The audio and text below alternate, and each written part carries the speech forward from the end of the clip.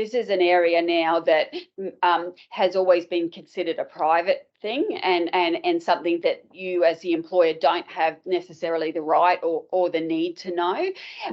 But obviously when we're satisfying ourselves that it is, you may need to know. So I think the number one thing, as I said, is there should be designated people to deal with this. It shouldn't be the manager dealing with it. You know, a practical on-the-ground manager should not deal with this kind of leave. It should be someone who is equipped to A, have access to the restrictions that we've talked about on the leave, but B, have, you know, I would implore, you know, send them on a course. There's so many courses happening now about how you can deal with these things, and together with mental health, together with other, you know, things that are developing in employment law now and employment scenarios, because you know, being a manager doesn't equip you for this, and I think it really does require someone who has had some sort of training in that area, you know, like we do with first aid. You know, there's first aid officers who understand the, you know, injury side of things.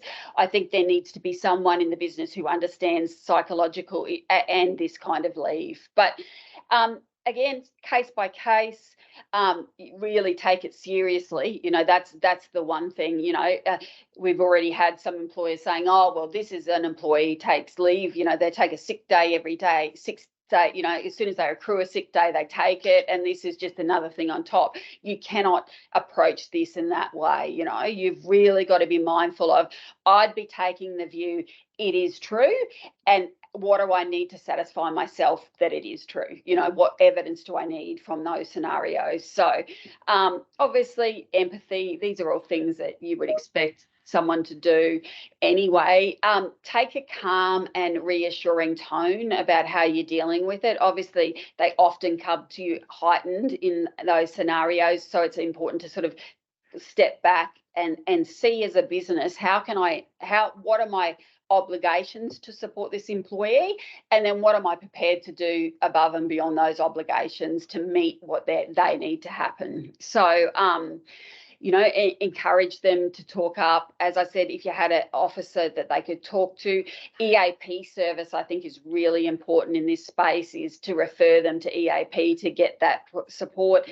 You may want to say, listen, go talk to a counsellor, and the EAP service will cover that, even though it's not strictly out of work. We value you. We're happy to pay for 3 or 4 sessions of that. You know, there's ways to think and support them. But there really is, you know, you've got to be look at it as an individual basis. And I wouldn't be taking the view it's not true, you've got to prove it to me. I'd be taking the view it is true. What do I need to satisfy me that it's true?